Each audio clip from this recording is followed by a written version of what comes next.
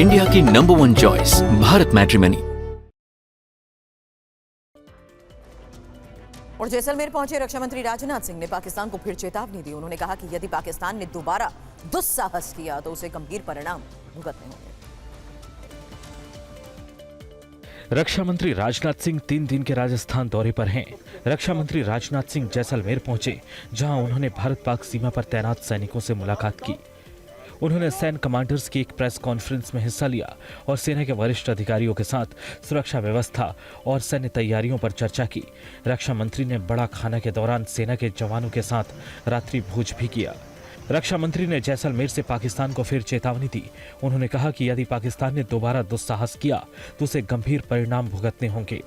अभी कुछ दिन पहले ऑपरेशन सिंदूर के दौरान पाकिस्तान को ठीक ठाक डोज दे दिया गया है।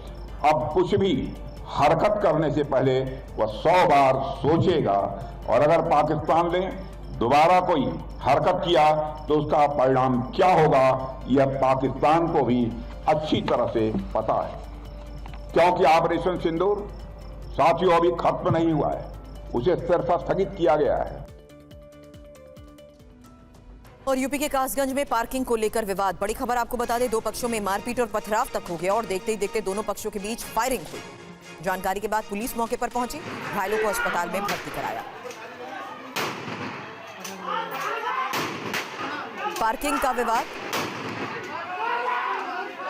देखते ही देखते दोनों पक्ष के बीच फायरिंग।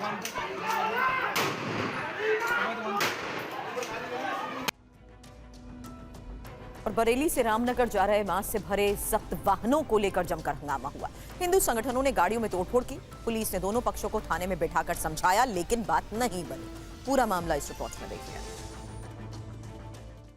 गाड़ी में तोड़फोड़ की ये तस्वीर उत्तराखंड के रामनगर की है, जहां पिकअप में गोमांस होने के शक में लोगों ने हंगामा किया। हिंदू संगठनों ने खूब बवाल मचाया। लोगों को शक था कि दोनों गाड़ियों में गोमांस है। उसके बाद ये लोग काफी भड़क गए। देखा जा सकता है कि कुछ लोग वाहनों में तोड़फोड़ कर रहे हैं। लोगों ने गाड़ी के ड्राइवर की भी पिटाई की। मौके पर पहुंची पुलिस ने स्थिति पर काबू पाया। घटना की खबर सुनते ही दूसरे समुदाय के लोग भी थाना पहुंच गए। तनाव को देखते हुए कई थाने की पुलिस को बुलाया गया। दोनों पक्षों के साथ बैठकर समझाया गया। हम उनकी गिरफ्तारी की मांग कर रहे हैं। जांच का डॉक्टर साहब बात हो रहा है मौके पे। अगर आप लोग यहाँ बैठे रहेंगे तो हम जांच करेंगे, आप लोगों को देखिए। हम शांतिपूर्ण तरीके से आप यहाँ पर बैठोगे। देखो आप जो है वहाँ पर बैठे साइड में चले जाएंगे, सिर्फ थाने के प्रांगण में मत बैठिए। आप आपकी कार्रवाई, आपकी प्रांगण से कार्रवाई हो रही है ना। ड्राइवर के परिवार वालों ने हिंदू संगठनों पर मारपीट का आरोप लगाया है। उसे इतना मारा बजरंग दल वालों ने बहुत। कहाँ से लेकर आ रहे थे? बरेली से। पक्के कागज और पक्के कागज है, कोई ये नहीं कि नंबर 2 का था। बीजेपी नेता ने कहा कि मांस की तस्करी धड़ल्ले से हो रही है। पुलिस पैसे लेकर लोगों को छोड़ देती है। शहर का माहौल अगर खराब होता है तो समस्या बढ़ेगी। पुलिस चौकी मांस देखने के बाद वो गाड़ी को छोड़ दिया जाता है और उस पुलिस चौकी को पूरा सस्पेंड होना चाहिए। गोवर्धन पूजा होने के बाद इतनी बड़ी घटना हो जाना, जहां हमारे गौवंश को पूजा जाता है। अब ये मांस किस चीज का है ये तो जांच के बाद ही पता लगेगा, लेकिन नंगा बिल्कुल मांस टगा हुआ, ना कोई उसका कोई उसमें जो मानक होते ना उसके कोई मानक। राजस्थान के थप्पड़बाज एसडीएम को सस्पेंड कर दिया गया है। एसडीएम छोटूलाल शर्मा ने पेट्रोल पंप कर्मचारी को पीटा था, जिसके बाद एक्शन लिया गया। पूरी रिपोर्ट देखिए। राजस्थान के प्रतापगढ़ जिले के एसडीएम छोटूलाल शर्मा को थप्पड़ मारने पर सस्पेंड कर दिया गया है। मंगलवार को भीलवाड़ा जिले में राष्ट्रीय राजमार्ग पर एक पेट्रोल पंप पर सीएनजी भरवाने को लेकर उनका पेट्रोल पंप कर्मचारियों से विवाद हो गया था। उन्होंने पंप के एक कर्मचारी को थप्पड़ जड़ दिया, जिसके बाद कर्मचारियों ने उनके साथ हाथापाई की। आप सीसीटीवी में देख सकते हैं कि पेट्रोल पंप के कर्मचारी और एसडीएम के बीच क्या हुआ था। इस वीडियो को संज्ञान में लेते हुए सरकार ने एक्शन लिया है। कार्मिक विभाग ने छोटूलाल शर्मा के निलंबन का आदेश जारी किया है। एसडीएम छोटूलाल शर्मा का विवादों से पुराना नाता है। मारपीट की खबर से निलंबित एसडीएम की मुश्किलें और बढ़ गई हैं। एसडीएम की दूसरी पत्नी दीपिका व्यास अब सामने आई हैं, जिन्होंने पेट्रोल पंप कर्मचारियों पर अश्लील हरकतें करने और फोटो लेने की शिकायत दर्ज कराई है। कुछ कर्मचारी आके उधर साइड से फोटो ले रहे हैं, तो मैंने ये चीज इनको बताई थी। मैंने गाड़ी में उतरने से पहले भी इनको बताई थी और फिर बाद में भी बताया कि ये इस तरीके की हरकतें कर रहे हैं। ये बात भी सामने आई है कि छोटूलाल शर्मा अपनी पहली पत्नी और 2 बेटियों को छोड़ चुके हैं। बिना तलाक लिए हुए दूसरी शादी की है।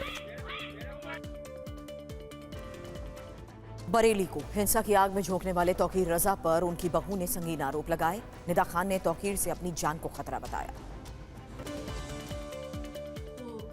दरगाह आला हजरत खानदान की बहू और बीजेपी नेता निदा खान ने अपने रिश्ते में लगने वाले ससुर बरेली के मौलाना तौकीर से अपनी जान को खतरा बताया है।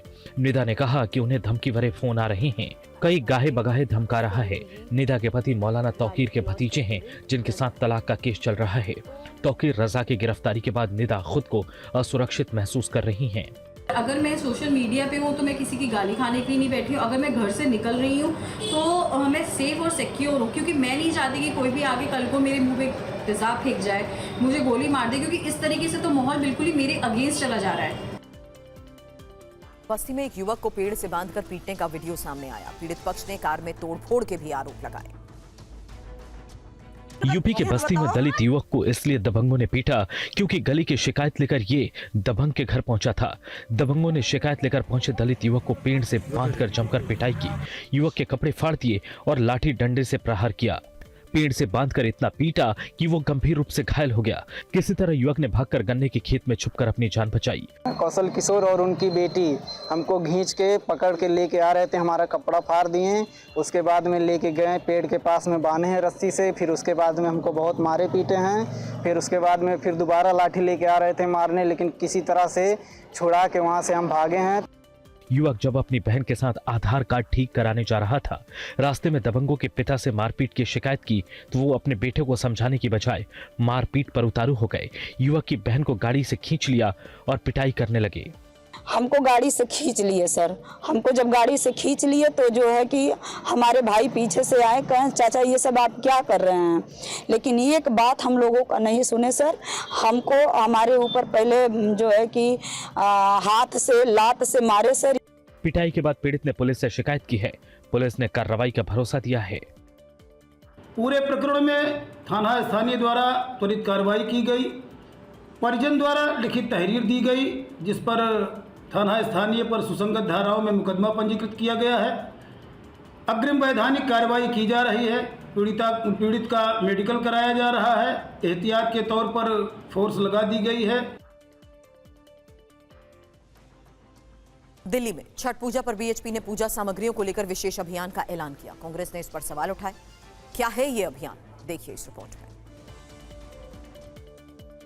विश्व हिंदू परिषद ने ऐलान किया है कि वो छठ पर दिल्ली में अपनी दुकानें लगाएंगे। वीएचपी का कहना है कि इसका मकसद जिहादियों से हिंदुओं को बचाना है। दिल्ली के लगभग 30 जिलों में अलग अलग स्थलों पर विश्व हिंदू परिषद के स्टॉल लगाए जाएंगे।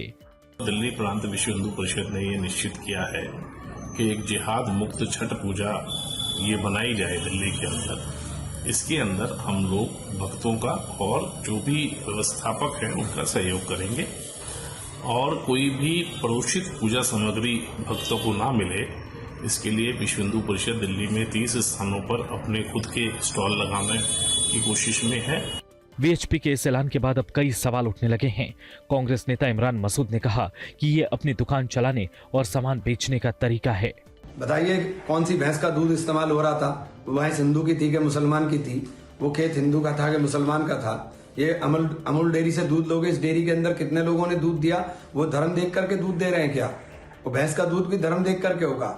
ये तमाशा बना रहे हैं, इसके अलावा कुछ भी नहीं है। इंडिया की नंबर 1 चॉइस भारत मैट्रिमनी।